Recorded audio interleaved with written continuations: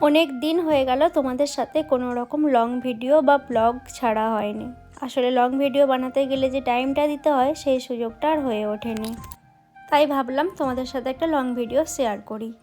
গতকাল এই সবজিগুলো আনা হয়েছিল আর আমি একটু সকালবেলার মুড়ি খাওয়ার জন্য তরকারি বসিয়েছিলাম।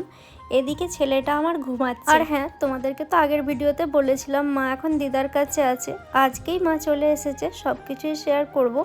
আর ওইদিকে আমার মেজো জেঠিমা মেয়ের বাড়ি গিয়েছিল, মানে মেজদির বাড়ি থেকে ছোটদির বাড়ি যাওয়ার কথা ছিল, কিন্তু আমাদের এখন এই যে পরিস্থিতি দেখে ছোটদি ফোন করে বলেছিল এখানে চলে আসার জন্য। আসলে আমার মেজো জেঠিমার দুটো মেয়ে, আর মেজো জেঠু অনেক বছর হলো মারা গেছে। সোমের বাবা গতকাল রাত্রে সোমের জন্য এই খেলনাটা নিয়ে এসেছে, দেখো তো কেমন হয়েছে। আর আমার বর আজ সকালে বিয়ে বাড়ি গেছে, আমার মামা শ্বশুরের ছেলের বিয়ে হয়ে গেছে। আজ ছিল রিসেপশনে গেছে। বিয়ের দিন থেকে আমার শ্বশুরমশাই আছে, আজ শাশুড়ি মা আরও গেছে। আমি এখন সোমকে নিয়ে যেতে পারছি না, কারণ আবার তো 2 দিন হলো ঠান্ডাটা পড়েছে। এই মুহূর্তে আমি আর ওকে কোথাও নিয়ে যাব না।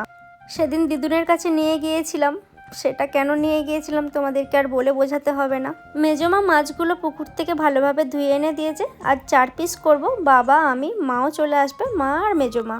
মাছগুলোতে আমি নুন হলুদ মাখিয়ে রেখে দেব, আর বাকি মাছগুলো ফ্রিজে রেখে দেব। মেজো জেঠিমা চলে এসেছিল বলেই আমার এইবারে অনেকটা উপকার হয়েছে, না হলে ছেলের কাজ প্লাস সংসারের দুটোই আমি হিমশিম খেয়ে যেতাম। সত্যি কথা বলতে বাপের বাড়িতে আমি মায়ের ওপর ভীষণভাবে নির্ভরশীল, আর কম বেশি সব মেয়েরাই বোধহয় বাপের বাড়িতে মায়েদের ওপর নির্ভরশীল হয়ে পড়ে। মা থাকলে দিনে 5 বার খাই, আর মা না থাকলে 3 বার।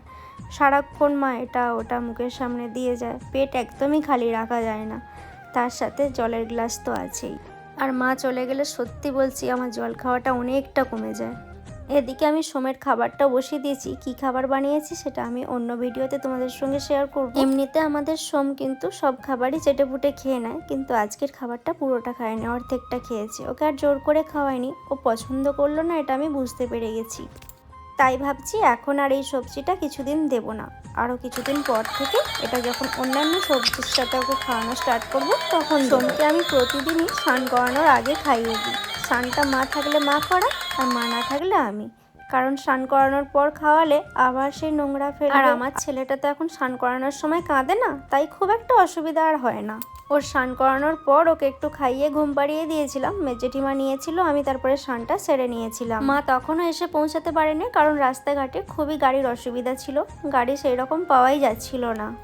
আর এদিকে আমার সোনা পাপাটা এখন খেলতে শুরু করেছে। অবশেষে মা চলে এসেছিল, মা আর জেঠিমা দুজন মিলে খেয়ে নিচ্ছে। আমার তো আগেই খাওয়া হয়ে গেছিলো, বাবা আমারও আগে খেয়ে নিয়েছিল। ভিডিওটা কেমন লাগলো অবশ্যই কমেন্ট করে জানিও, ভালো লাগলে অবশ্যই একটা শেয়ার করে দিও।